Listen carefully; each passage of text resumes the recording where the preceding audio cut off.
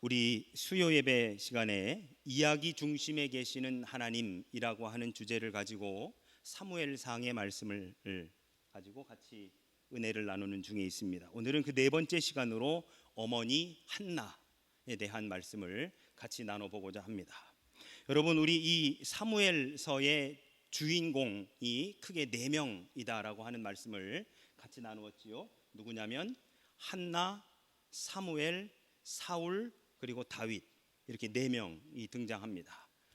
그러한 가운데에 지금 이 사무엘상 1장과 2장의 말씀은 바로 한나의 이야기, 첫 번째 주인공인 한나의 이야기가 등장하고 있습니다.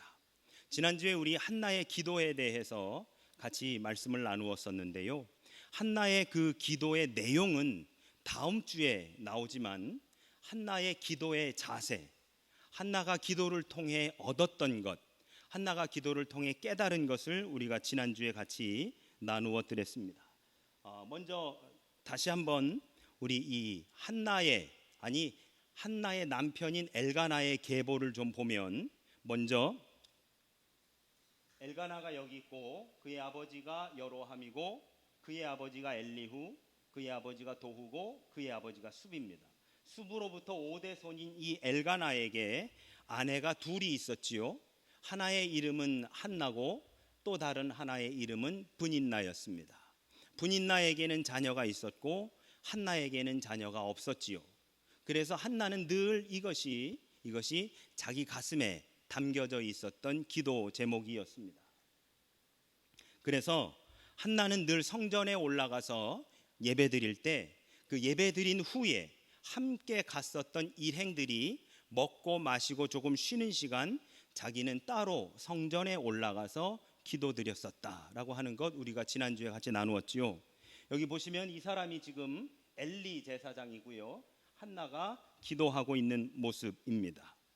지난주에 같이 나누었었던 것처럼 한나는 당시의 성전에서 기도드리는 그 전통과 방식에 의하지 아니하고 자기 안에서 성령께서 이끄시는 대로 기도드렸었다. 그래서 그렇게 기도드리는 한나의 모습을 보면서 엘리가 포도주에 언제까지 취해 있겠느냐라고 핀잔을 주었더니 한나가 하는 말이 뭐냐면, 주여, 나는 내 마음에 슬픔이 있는 여자라.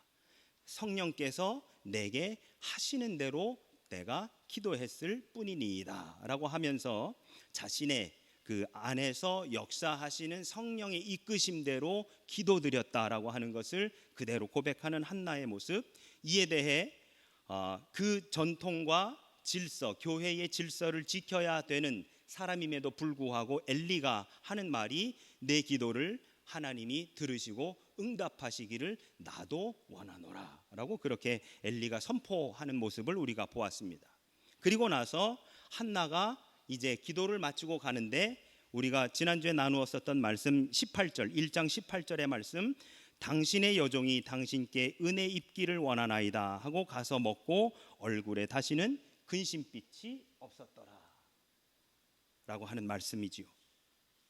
결국 이 한나의 기도를 통해서 우리가 체험하게 되는 것, 깨닫게 되는 것은 무엇이냐? 이 18절 기도를 마치고 나와서 한나가 잉태했거나 아니면 그 나에게도 자녀를 주십시오, 아들을 낳게 해주십시오라고 하는 이 한나의 기도에 하나님이 내가 너에게 아들을 주겠노라 라고 하는 직접적인 응답이 있지 않았는데, 한나가 기도를 마친 뒤에 나오면서 그 얼굴에 다시는 근심빛이 없었더라라고 하는 그 말씀은 뭐냐? 그 안에 내면이 바뀌었다라고 하는 것이지요. 여러분, 우리는 기도를 통해서 우리 주변의 상황이 바뀌기를 원합니다. 우리 주변의 상황, 내 밖에서 지금 일어나고 있는 이 일들이 내가 기도한 대로 이루어지기를 원합니다. 그러나 정말 중요한 것은 무엇이냐? 그 일들은 그대로 있고 그 일들을 바라보는 내 내면이 변화되어야 된다는 것이죠. 지금까지 이 일 때문에 내가 너무 힘들었고, 지금까지 이 일 때문에 내가 너무 근심이 됐었고, 지금까지 이 일 때문에 우리 가족이 너무 고통스러웠지만, 기도를 통해 이 일이 변화되어지고 이 일이 해결되어지고 이게 내가 원하는 대로 가는 것이 아니라 그거 상황과 사람을 바라보는 내 안에서의 변화가 일어나서 이제는 그것 때문에 다시는 근심하지 않고 이제는 그것 때문에 다시는 내 마음속에 어려움이 없으며 이제는 그것을 통해 오히려 하나님께 영광을 돌릴 수 있게 되어지는 것, 그것이 바로 사무엘상 1장에서 한나가 우리에게 보여주는 참된 신앙의 모습이었다라고 하는 말씀을 우리가 지난주에 같이 나누었습니다. 오늘은 어머니로서의 한나에 대해서 우리가 같이 좀 나눠보려고 합니다. 여러분, 이 사무엘상 1장과 2장 이 한나의 기도 전까지를 읽어보면 한나가 예배드렸다라고 하는 그 기록이 7번 등장합니다. 7번. 그렇게 보면 한나에게 있어서 예배를 드렸다라고 하는 것은 어떤 목적성을 가지고 하는 것이 아니라 그의 삶 속에서 그냥 뭐라고 할까요? 자연스럽게 이루어진 신앙적인 행위가 바로 이 예배였다라고 하는 것을 우리는 알게 되는 것이죠.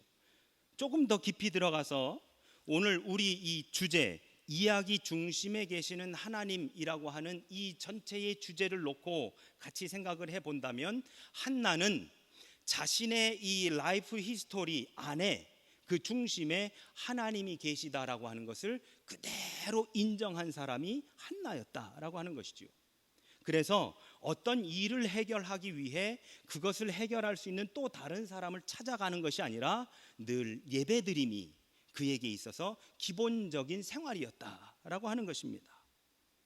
하나님께 예배드리며 하나님의 말씀을 경청하고 그분께 민감하게 반응하는 그 생활을 지속적으로 유지해 나갔더라라고 하는 말씀입니다. 10년 전에 그의 신앙생활의 모습과 10년 후에 그의 신앙생활의 모습과 그로부터 10년 뒤의 모습이 거의 똑같았었던 이 한나의 모습. 비록 하나님께서 그에게 자녀를 주시지 않았지만 자녀를 주시기 이전의 하나님, 그리고 지금 자녀를 달라고 기도하고 있을 때의 그 하나님, 이후 자녀를 주신 이후의 하나님, 똑같은 하나님을 섬기고 있는 이 한나의 모습을 우리가 볼 수 있게 되더라라고 하는 것입니다. 자신의 기도대로 하나님이 움직이시지 않았다고 해서, 자기가 원하는 대로 하나님이 이루어 주시지 않았다고 해서 하나님에 대해 내가 먼저 등을 돌리거나 외면하는 것이 아니라 똑같이 어제도 오늘도 내일도, 그렇게 보면 여러분, 하나님은 우리에게 늘 똑같이 다가와 주시는데 우리가 오히려 하나님 앞에 조급증을 내고 하나님 앞에 원망하기도 하고, 때로는 하나님께 하나님이 이루어 주셨다고 해가지고 기쁘고 즐겁고 감사해 하기도 하는 그러한 모습, 소위 변덕스러운 모습은 우리가 하나님께 보이고 있는 것이지 하나님은 그러시지 않더라라고 하는 것이지요. 그렇다고 본다면 한나가 하나님 앞에 견지했었던 그 신앙의 자세는 어쩌면 전혀 변함이 없는 그러한 모습을 쭉 유지하지 않았을까.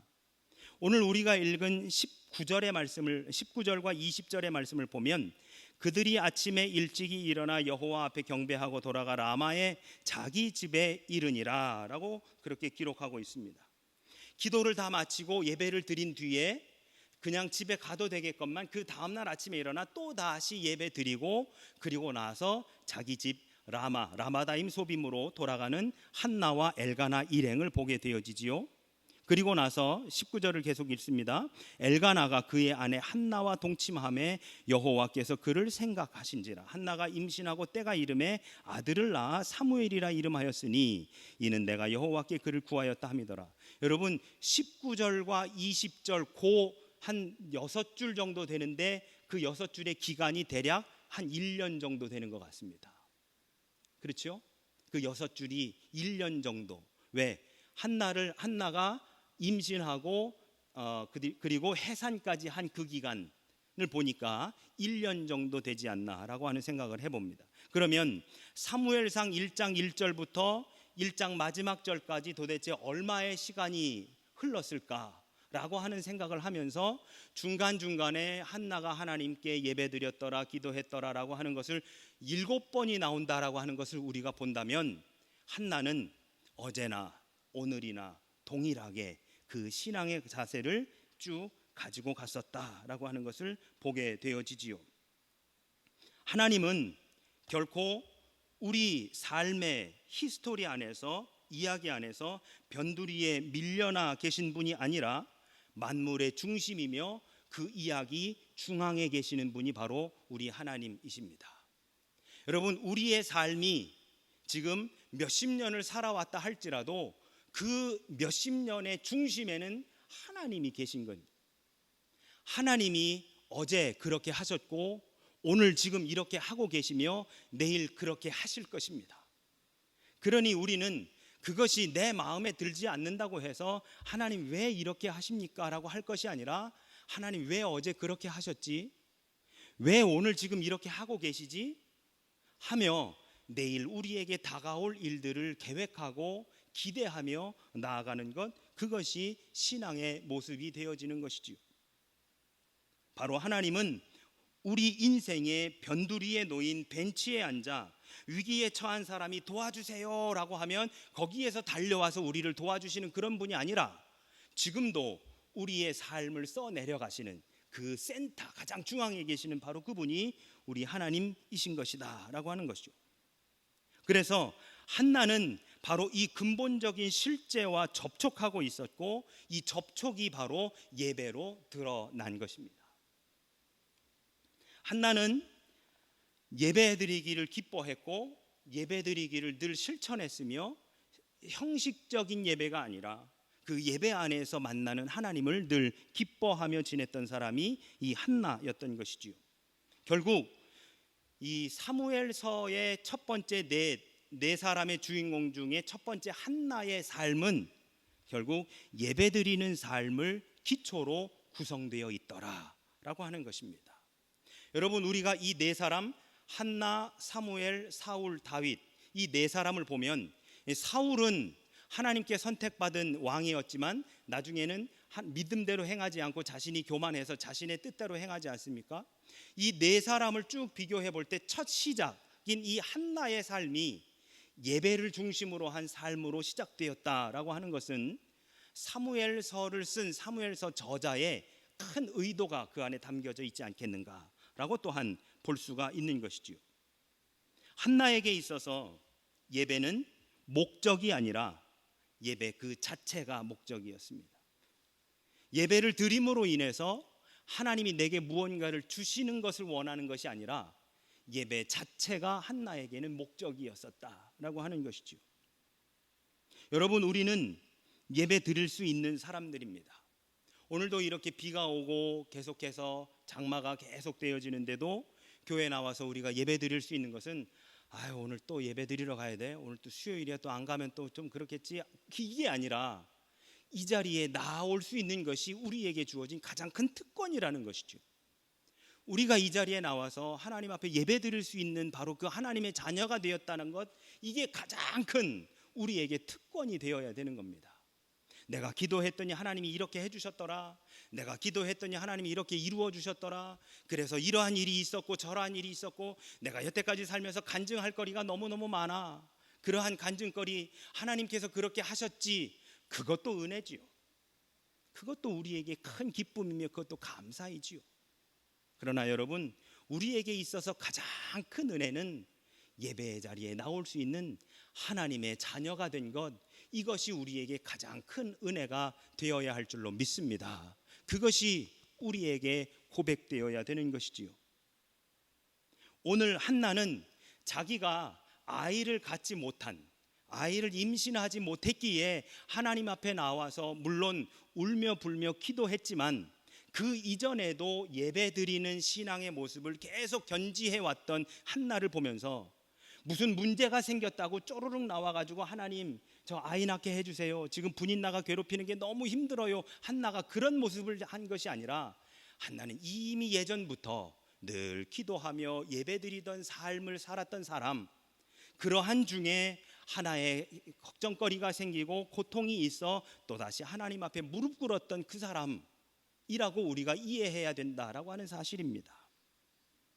한나의 이야기가 이제 불임에서 임신으로, 그리고 결핍에서 성취로, 무자한 처지에서 자녀를 양육하는 생활로 슬픔의 애가에서 기쁨의 찬양으로 전환되면서 바로 이런 사실이 더욱더 명백해지는 것입니다. 우리가 이 19절의 말씀을 같이 좀 봐야 될 텐데요. 여러분 19절을 같이 한번 보실까요? 19절을 보시면 그들이 아침에 일찍이 일어나 여호와 앞에 경배하고 돌아가 라마의 자기 집에 이르니라. 자, 이후입니다. 엘가나가 그의 아내 한나와 동침함에 여호와께서 그를 생각하신지라. 자, 여기에 동사가 두 개가 나옵니다. 하나는 동침했다라고 하는 말이고 또 하나는 생각했다라고 하는 말입니다. 이 동침한 것은 한나와 엘가나가 동침한 것이죠. 인간이 한 행위가 이 동침하다입니다. 그러면 생각하다는 하나님이 하신 것이지요. 하나님이 하신 것. 여러분 보세요. 동침하다라고 하는 이야기는 우리 어린이들이 조금 있습니다만 성적으로 같이 함께 동침한 것입니다. 소위 성행위가 되는 것이지요. 생각하는 거는요. 생각하다라고 하는 말은 영적인 말입니다. 이 생각하다라고 하는 이 말은 히브리 말로 기억하다 그리고 약속이 성취되다라고 하는 뜻을 가지고 있습니다. 그래서 인간의 이 성적인 행위를 하나님이 생각하고 기억하고 약속의 성취로 이것이 두 개가 맞물린다는 것이죠. 고대 근동에서 여러분 이 신앙생활의 일환으로 동침하는 것이 굉장히 많았습니다. 그래서 블레셋의 그러한 이방 신상이나 이런데 그 신전을 지키는 여인들이 뭐 하는 여인들이었었냐면 그저 신전을 청소하고 이러는 게 아니라 거기에 소위 예배드리러 온 사람들이 그 신전을 지키는 여인들하고 같이 합궁을 하는 거예요. 그것이 뭐냐? 예배드림의 완성이다라고 하는 것이죠. 그래서 그들이 이방을 섬기고 그리고 우상을 섬기는 아주 중요한 이유 중에 하나가 바로 이러한 것들을 충족하는 것이었습니다. 그래서 당시 문화 속에서 우상을 섬기는 문화, 그냥 뭘 이렇게 만들어서 거기에 엎드려서 절하고 이것만이 아니라 거기 그 신전을 지키는 여인과 같이 동침하는 이 문화가 아주 저속하고 이 이방을 섬기는 사람들한테는 아주 고귀한 그러한 문화로 그렇게 여겨졌었지요. 그렇기 때문에 이 육체적 동침의 이 문화가 이 영적인 것과 맞물려 있을 때 우리가 그것을 어떻게 해석할 것이냐가 굉장히 중요합니다. 그런데 오늘 이 19절의 말씀에도 동침한다라고 하는 단어와 하나님이 이 생각하시다라고 하는 이 두 개의 단어가 같이 등장을 합니다. 근데 여러분 우상은 생각하고 기억하고 할 자시구가 없지요. 하나님이시니까 생각하고 기억하고 성취되는 겁니다. 무엇을 통해? 이 인간의 이 아름다운 성문화를 통해서.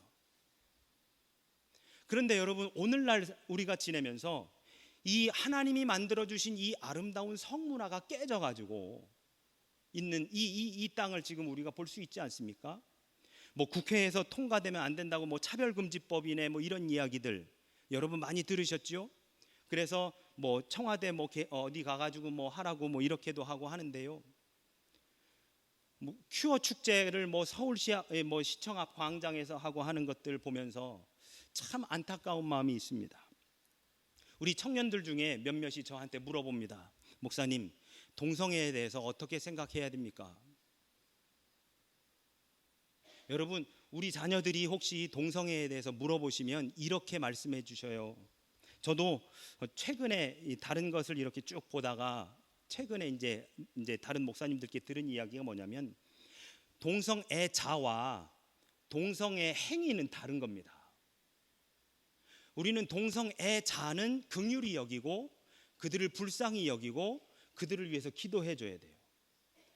동성애 행위가 문제가 되는 거죠.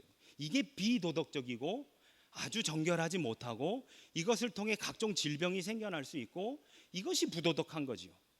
그것을 하지 못하도록 이 동성애자들을 긍휼히 여기고 이들을 다시 재교육해서 이들이 동성애자가 될 수 있도록 해주는 것, 그것이 우리의 궁극적인 목표가 되어야 됩니다.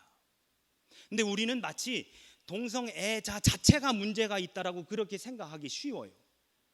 동성애자는 우리가 사랑해야 되고 긍휼히 여기고 품어줘야 되는 사람들이고, 그들이 하는 동성애 행위가 문제가 되는 것이죠. 그래서 동성애 행위는 배격해야 됩니다. 이거는 아주 하나님 앞에서 하지 못해 할 수 없는 그러한 일들이 되어지는 것이죠. 하나님은 남성과 여성만을 창조하셨습니다. 그래서 이 남성과 여성이 서로 함께 동침하여 하나님이 그들을 생각하시고 기억하시고 그 언약을 성취해 주심으로 인해서 놀라운 일이 벌어지는데요, 창세기 1장 27절과 28절 하나님 말씀하십니다. 생육하고 번성하여 땅에 충만하라. 너무 아름다운 하나님이 주신 아름다운 인간의 조화와 사랑이 되어지는 것이지요. 그것을 이루기 위해 우리는 오늘 성경의 말씀과도 같이 그렇게 서로 사랑하고 아름답게 그것을 하나님이 주신 것들을 가꾸어 나아가야 하는 것입니다. 그렇게 한 뒤에 사무엘이 태어납니다. 여러분, 이 사무엘이라고 하는 말은 이 두 개의 단어를 합해 놓은 말입니다.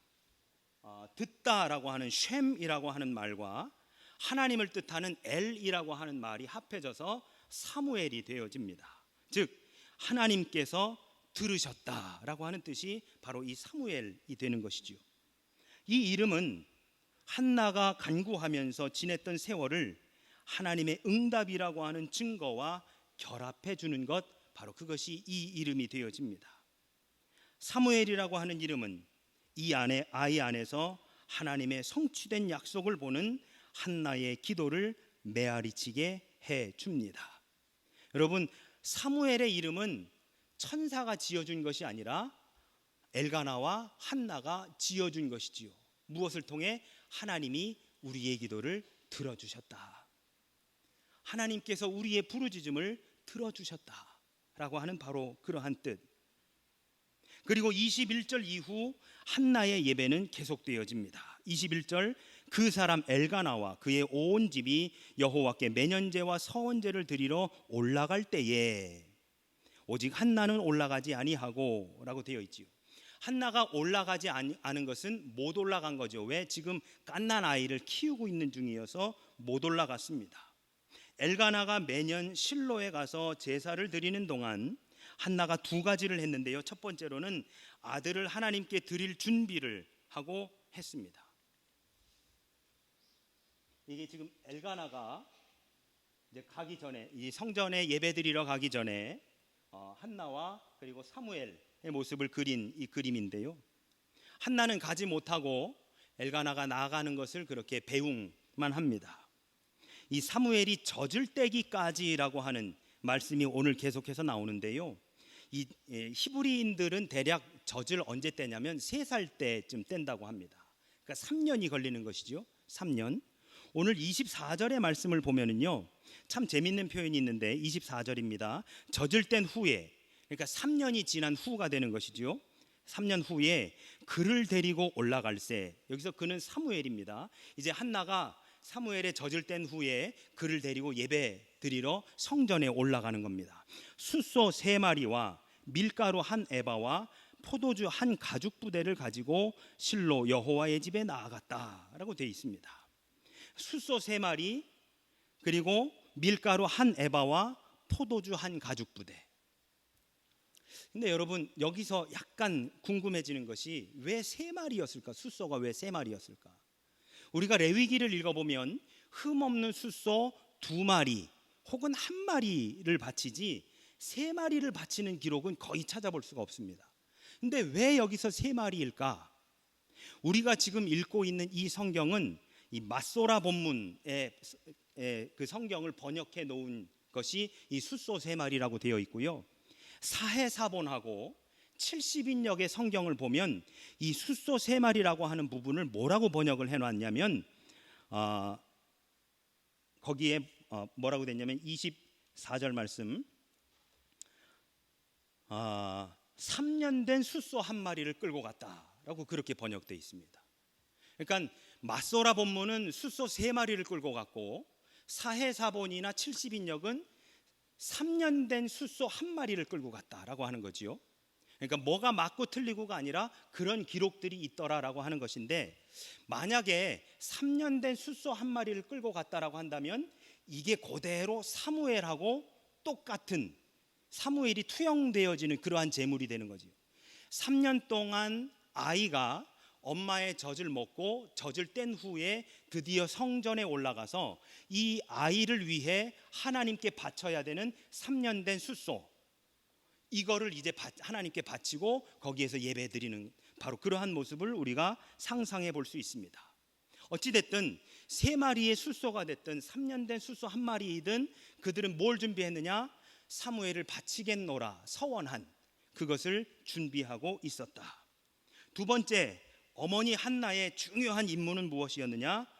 아이가 엄마의 지배를 벗어나 자기 스스로 하나님과 관계를 맺고 그 관계를 발전시켜 나아갈 수 있도록 돕기 위해 준비했었다라고 하는 것입니다. 여러분, 아무리 어린 아이도 하나님께 예배 드릴 수 있는 하나의 예배의 주체입니다. 얘가 뭘 알겠어? 이렇게 조그만 게 무슨 예배를 드려? 얘가 뭘 알겠어? 근데 여러분, 우리들 뭐 하냐면 아이가 태중에 생기면 그때부터 뭐 시작하죠? 그때부터 태교를 시작합니다. 만약에 이미 태어나가지고 젖먹이, 지금 걸음마도 못하고 있는, 옹알이도 못하는 그 아이가 얘가 뭘 알겠어 라고 우리가 생각한다면 태교도 하지 말아야죠. 뒤집어서 태교를 하고 있다라고 하는 것은 지금 옹알이도 못하는 이 아이도 무언가가 할 수 있는 아이라는 것을 인정해 주는 겁니다. 그러면 뭐가 맞을까요? 당연히 이 아이도 하나의 주체가 되어서 하나님께 예배 드릴 수 있는 예배의 주체다라고 하는 것을 인정해 주는 것이 그게 훨씬 더 맞는 거죠. 그러니 이 아이가 아직도 어린데 뭘 알겠어라고 하는 생각이 그걸 다 내려놓고 어리더라도 이 아이가 스스로 하나님께 예배 드릴 수 있도록, 기도 드릴 수 있도록 계속해서 도와주는 것, 그것이 바로 오늘 어머니 한나가 사무엘을 향한 신앙교육이었습니다.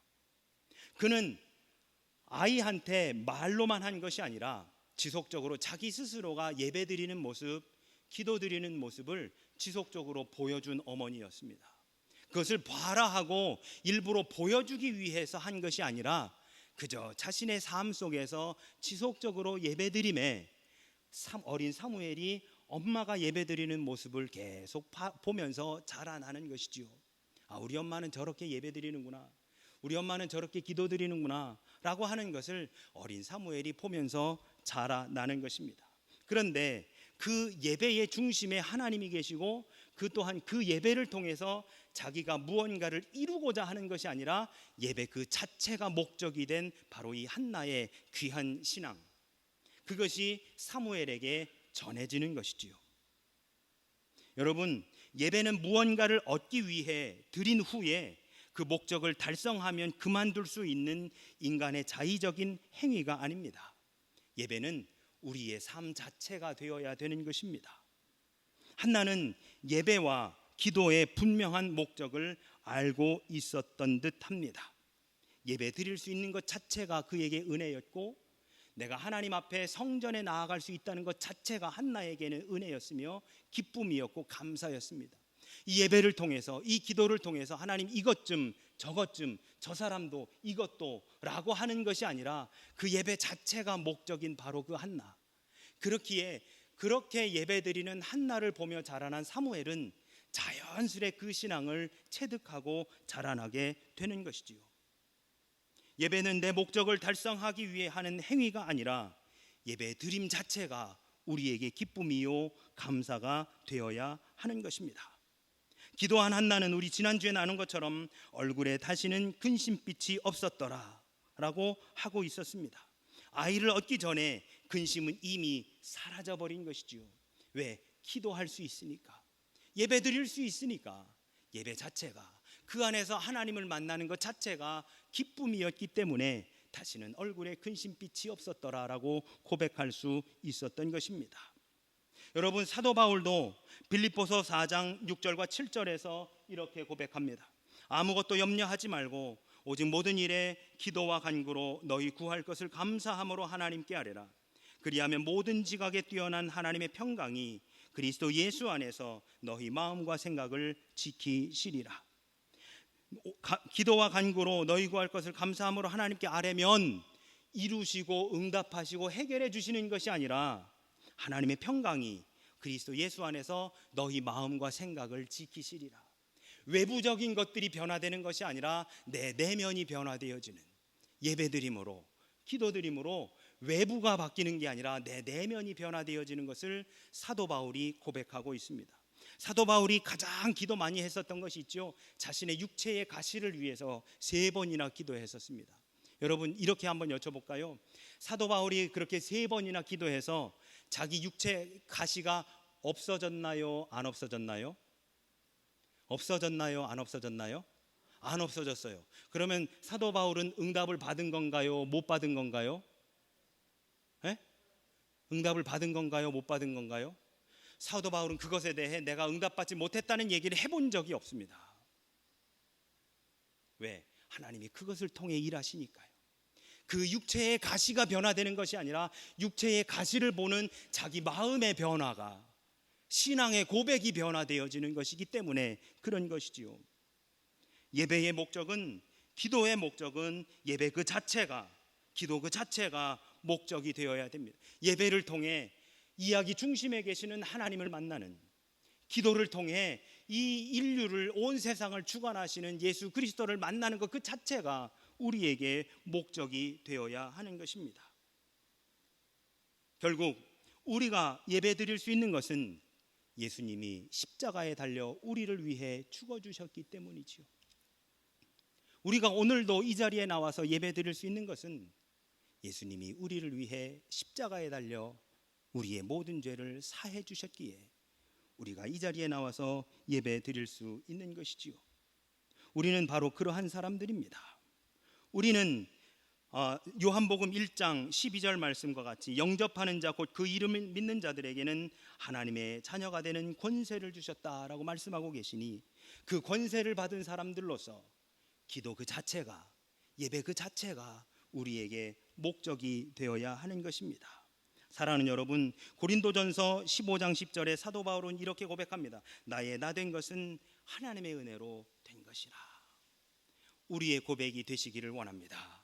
예배를 통해 다른 것을 하고자 하는 것이 아니라 예배 그 자체의 목적을 두고 내가 예배드림으로, 내가 예배드리는 모습을 보는 우리의 자녀들이, 우리의 후손들이 나도 저렇게 하나님을 믿고 섬겨야 되겠다라고 결심할 수 있도록 오늘 어머니 한나와 같은 그러한 신앙으로 나아가시는 우리 모두가 되시기를 간절히 원합니다. 기도드리겠습니다.